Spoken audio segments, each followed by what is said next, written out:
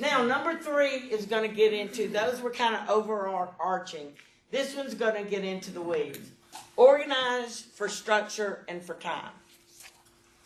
Your presentation. Any flow of a presentation.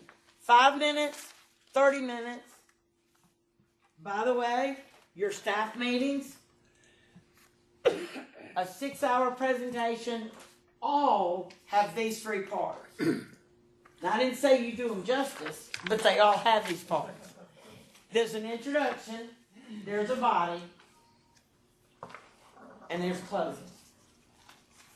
And let me show you how this works.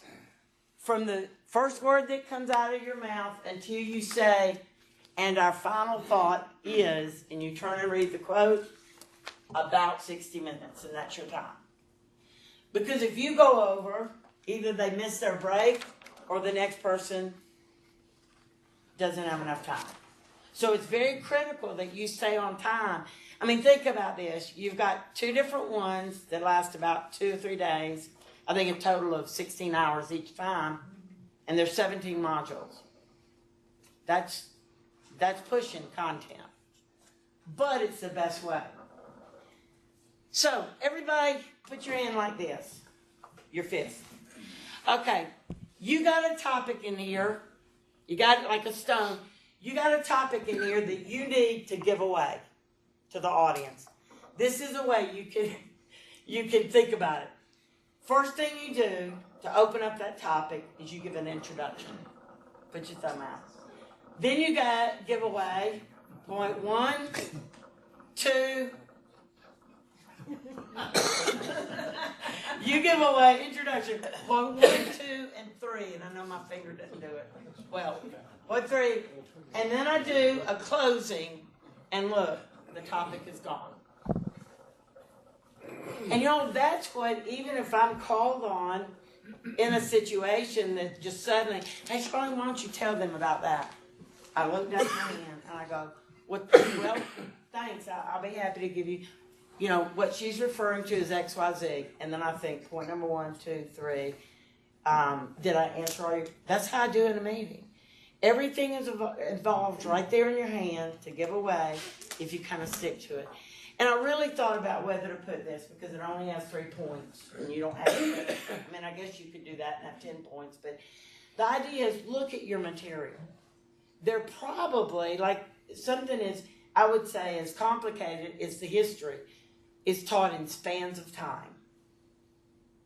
The beginning, the middle, and where we are now. Look at your material and see. And then what am I going to do in 60 minutes? 5-minute introduction, 5-minute closing. That means I have 50 minutes to teach 3. 50 minutes divided by 3. Can anybody do that for me? Huh? 16 minutes. Okay.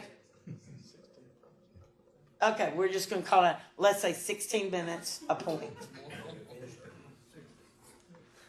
Do you see what I mean? So now, if I'm 25 minutes in and I look up and I'm still on point number 1, I'm really running behind. And you know, I find this because we teach presentation skills and train the trainer all the time. Timing is the one thing that people want. They didn't know to think out material. They just think, I got to cover this whole thing. No, you can break it down. Maybe you want your intro to only be 1 minute. And I don't mean, hi, I'm Charlene. It's, hey, how are y'all doing? Good to see you. Good to see you. How are y'all enjoying this retreat? We're excited about it's everything you say up front. Your introduction. And your closing is that question and answer and your final thought slide. Everything you have to say otherwise has to fit in that time frame. And how I do it when I'm preparing something is I actually look at how many slides I have. I'm going to give an example, and I'm going to use somebody else. Ashley told me this morning she had 70 slides to go over before I got up. In my head, I said, if they do a minute a slide, I mean, I didn't even have to think I've been doing this long. A minute a slide means she's going to take, her part is 70 minutes. And I said, she'll probably click on a couple, so it'll probably be 1 hour. And that was about right. Do it.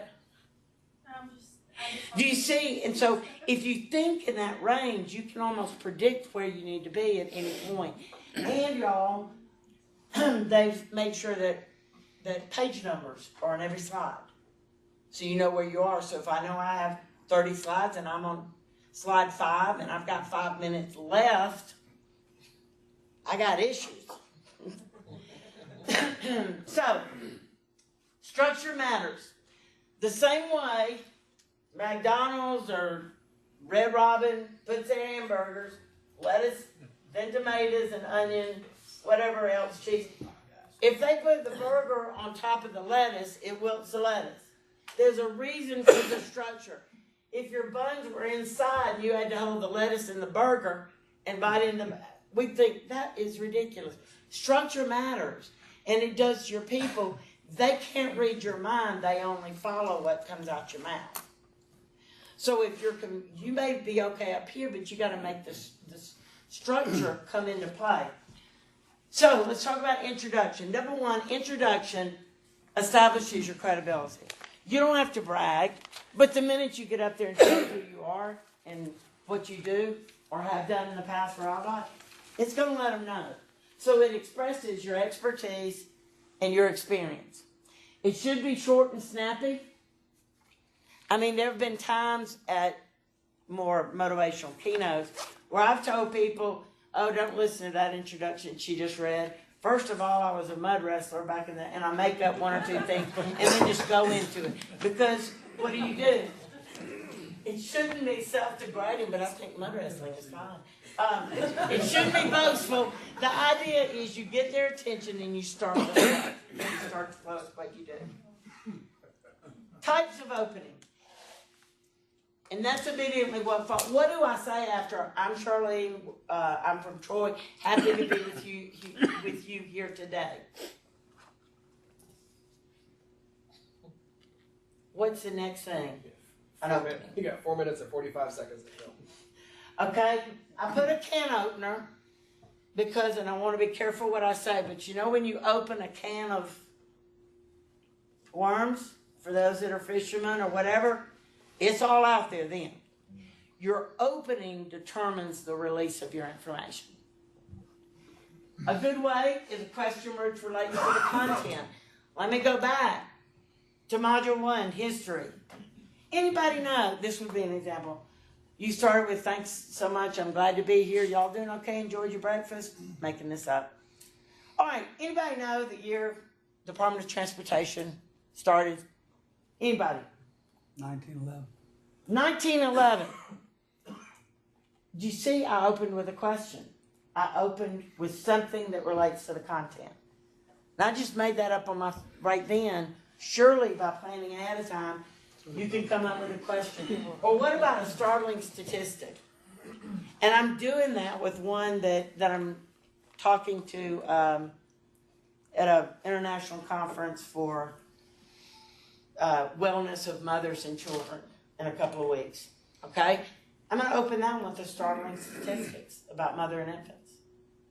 Because that's what's going to get that international audience. So look at the different ways. Startling statistic, another one. A story that pertains to the content. If you have a good sense of humor and are known for telling jokes, a joke or a humorous story, the worst thing you can do is, if you're not a person that does jokes, is to try and do it in front of an audience. As much as I love humor, I subjected myself about 15 years ago to open mic up in Huntsville at a comedy place. And I had my first minute planned out.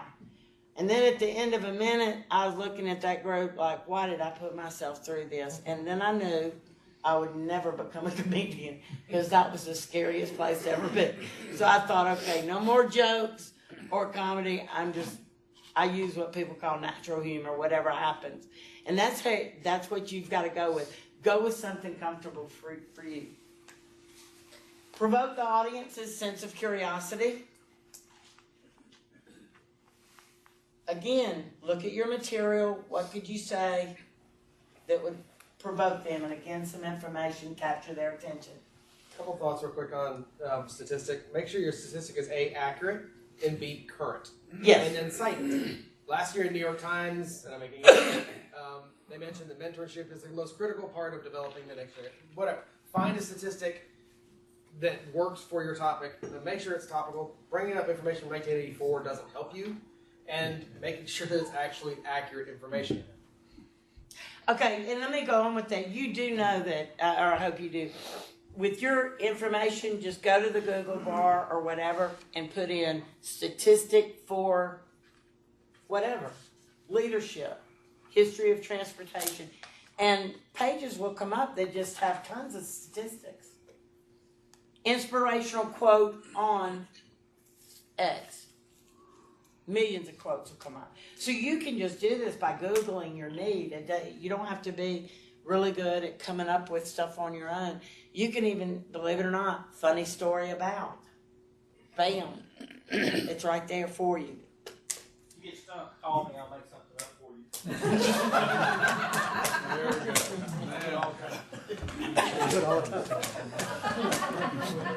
Do you really think it's that funny though? Probably fat too.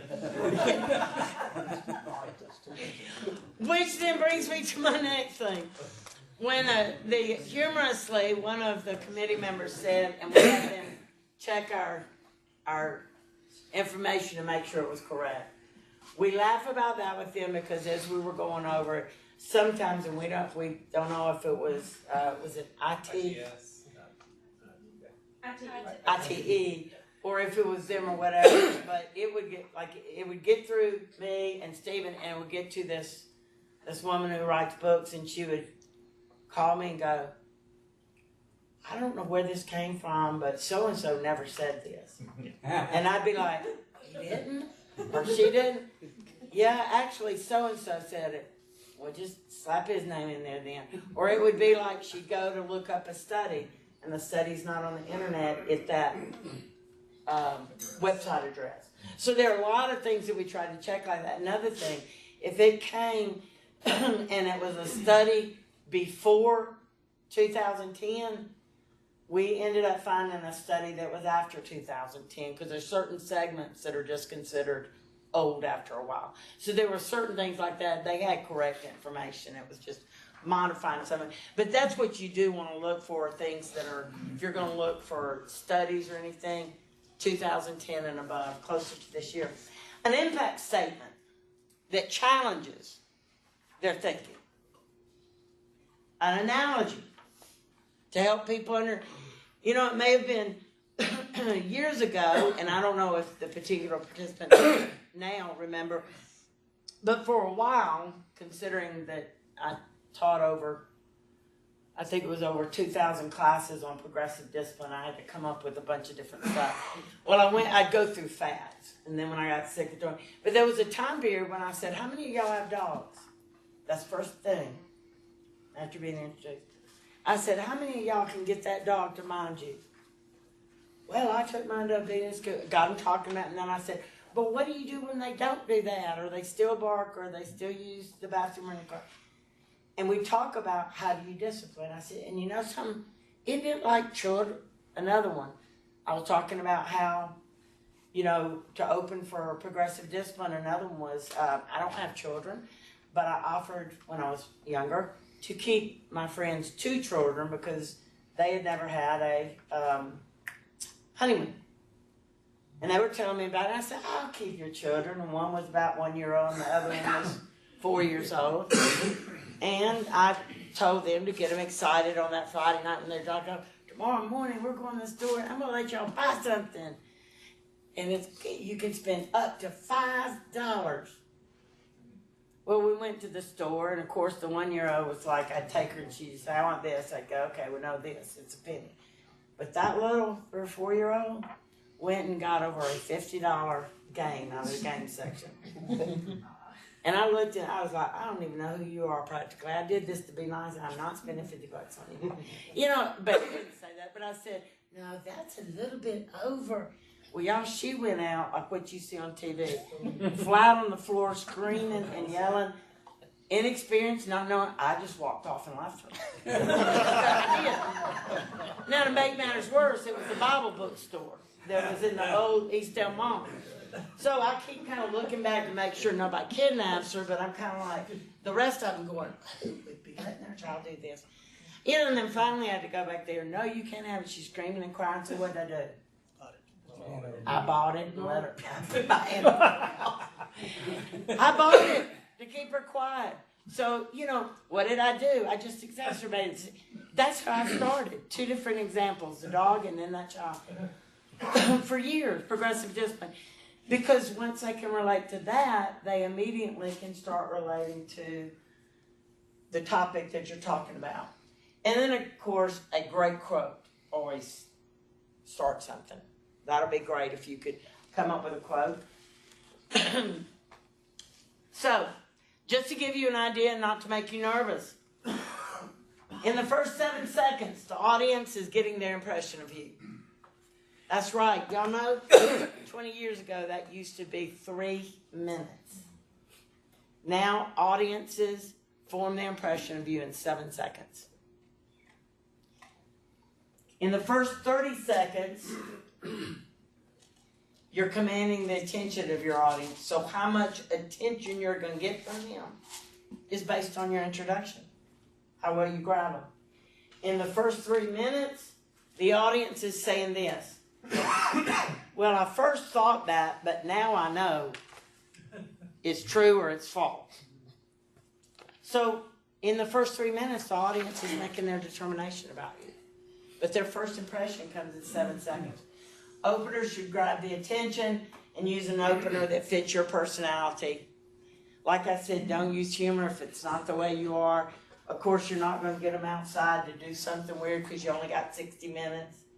So it's got to be something, Stephen, you can talk. You do a lot of openers and introductions. So when you get up and it's off the bat, be yourself. If you're trying to put a front out there that isn't you and try to pretend you are something you're not, then they're going to pick up on that real quick. Their ability to sense fake is really, really intuitive, especially with the younger generations. So be yourself. Bring what you have to the table. If you're not comfortable speaking, you're going to communicate that. But you can still get up in front and bring your personality, bring your experience, bring your skills, and introduce yourself as you are. And sort of set the tone for what you're going to be. If you are a deadpan person, then don't deny the fact that it's going to be who you are. But you can still make it interesting. You can still communicate who you are, what you're going to talk about, and why it matters. Your introduction to your section is where they buy into, does this person believe it or not? Yes. Immediately. They'll pick up real quick. Does this person believe what they're teaching? And you've got to communicate very early on in those first 30 seconds. Yes, this matters. This is important. This is critical. And I am proud to be here to talk about it because this makes a difference. That's what you're trying to communicate in that very beginning is, this is important and I'm here because I believe in it. Absolutely. That's very true. Thank you. Very true. The body.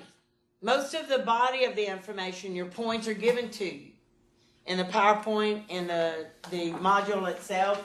But just make sure it's solid and contains the objectives you need to hit.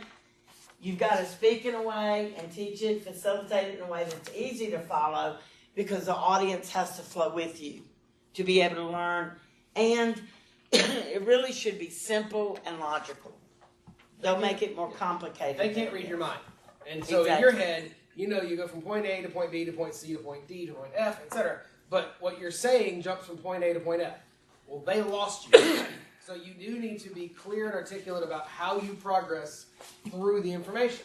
Make sure it's logical. Make sure that there are simple, incremental steps as you present the information so they can follow along with you. And then if they have questions, they're not just completely lost, but they can raise their hand and ask about the point that you made instead of the 4 steps that you jumped over. Very much so. And normally that happens when you don't know your material. And the reason I'm saying is because I can give you several examples of that where I lost myself. I know the audience was lost. All right, and then you come to the closing.